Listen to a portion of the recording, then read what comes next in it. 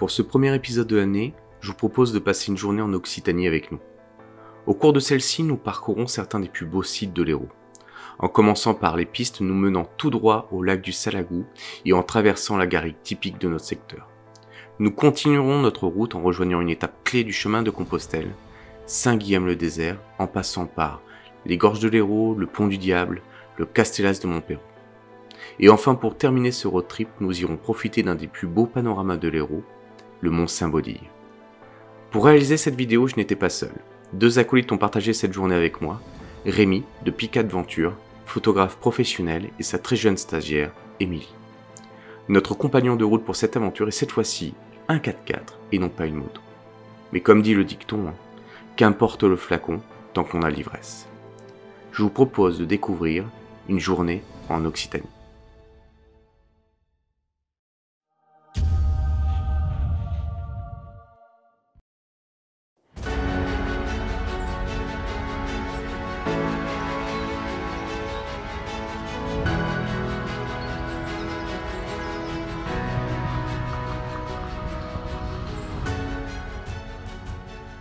Nous venons de traverser le village de Condontéral afin de récupérer une piste très connue pour faire de la randonnée. En empruntant celle-ci, vous allez traverser un plateau typique de notre région, mais surtout rejoindre une ancienne bergerie du château qui est aujourd'hui un lieu disponible à la location. La vue est fantastique. Nous voyons de la garrigue à perte de vue, des pins parasols, et parfois au détour d'un chemin, vous pourrez même découvrir une harde de sangliers. C'est surtout un bon moyen de découvrir à quel point cet environnement est sauvage, à quelques kilomètres de Montpellier.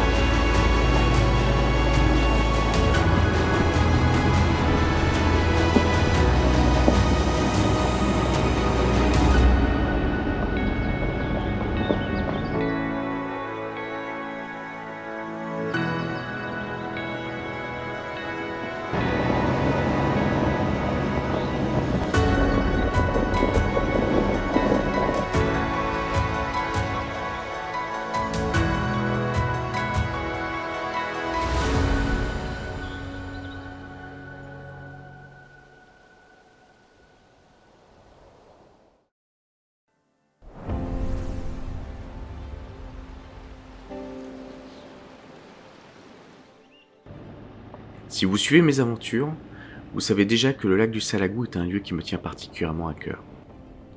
Alors comment ne pas être sensible forcément à ces couleurs improbables qui sont dues à la ruffe, cette roche rouge qui donne son aspect de petit Colorado à cette vallée.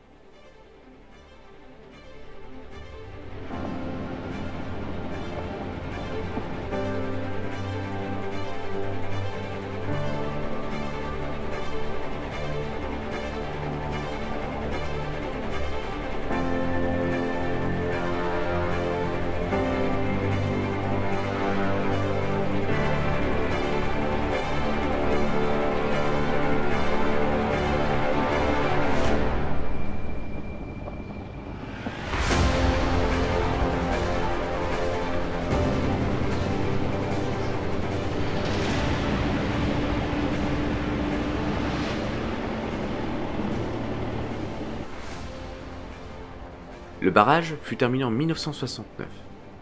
Il a permis un essor formidable à cette région, notamment touristique.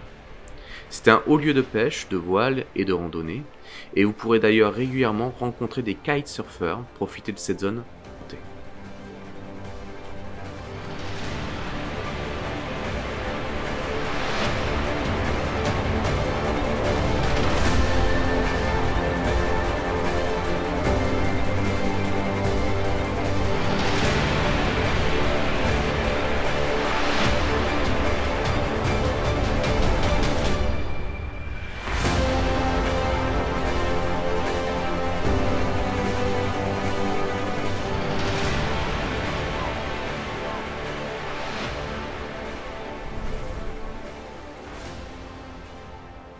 Le long de ces rives, vous pourrez découvrir de nombreux villages, dont un peu plus connu que les autres, le village de Celle.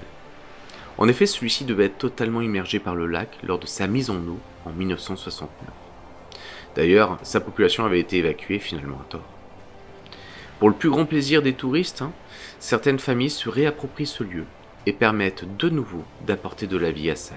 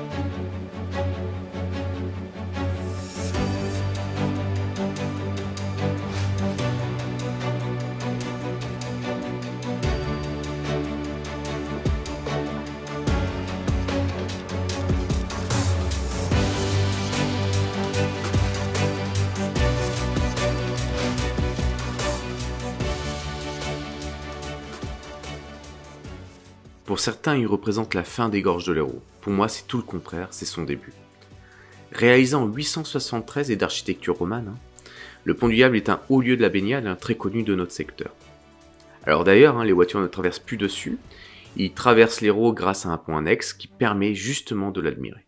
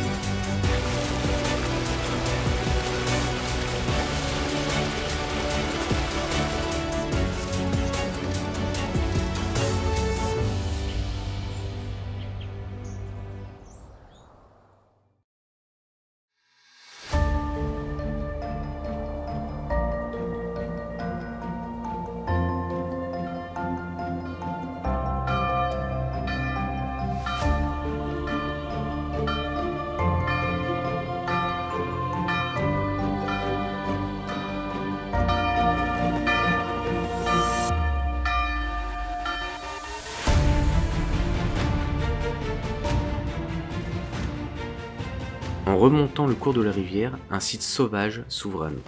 À l'entrée des gorges du Verdu et du cirque de l'Infernet se trouve Saint-Guillaume du Désert. Cela va faire une dizaine d'années que je suis arrivé dans l'Hérault et à chaque visite de ce site exceptionnel, je m'émerveille toujours autant en découvrant cette place et ce fameux platane excessivement imposant. Village abbatial, Saint-Guillaume-le-Désert est construit autour de l'abbaye de Gélone. D'ailleurs, 2 reliques y sont toujours abritées, dont notamment un fragment de la croix du Christ.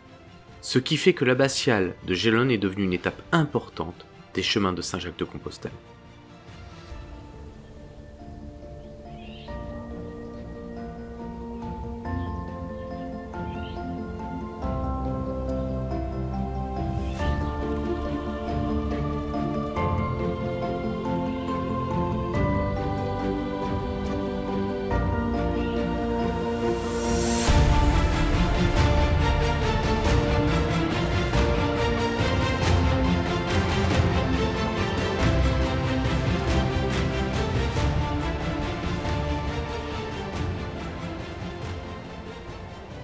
Je ne peux que vous inviter à parcourir ces ruelles, ces boutiques, ou encore ces restaurants qui sont excellents d'ailleurs.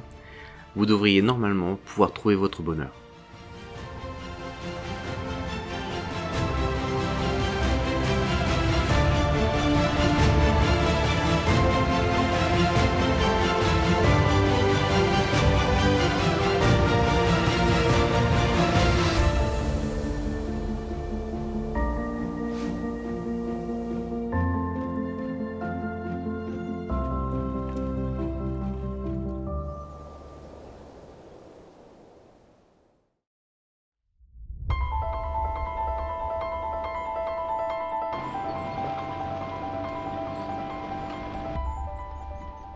Au détour des vignes et des champs d'oliviers, vous pourrez apercevoir au loin une ancienne forteresse, Castellas de Montpérou.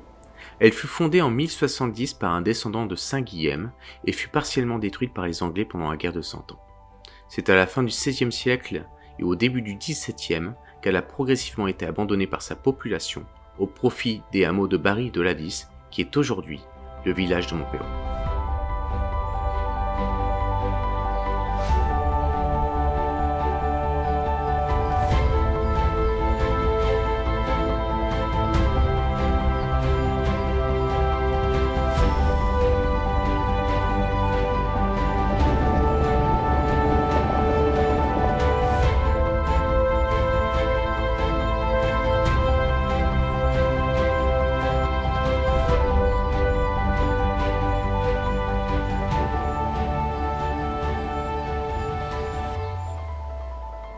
Pour clore cette journée, je ne pouvais que vous emmener sur un des plus beaux panoramas du secteur, le mont Saint-Baudille. Culminant à plus de 800 mètres d'altitude, il vous offre une vue à quasiment 360 degrés. Si vous voulez profiter d'un des plus beaux couchers de soleil, nuit étoilée ou les soirs où il y a les feux d'artifice, je ne peux que vous inviter à terminer votre journée à cet endroit.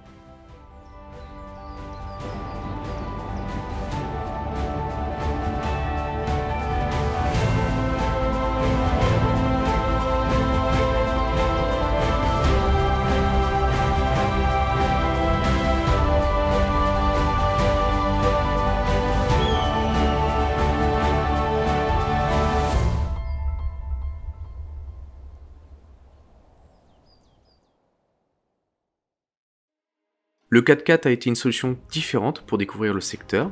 J'espère que ça vous aura quand même plu. C'est pas une moto forcément, mais par contre c'était vachement pratique pour le matériel pour nous. Merci encore à Rémi et à sa stagiaire Émilie pour toute l'aide qu'ils m'ont apportée au cours de cette journée. Et je ne peux que vous inviter à découvrir son magnifique travail sur son site internet Pic Adventure, où vous pourrez découvrir des photos extraordinaires de cette journée. Allez, je vous souhaite une bonne journée et je vous dis à très vite pour une prochaine vidéo.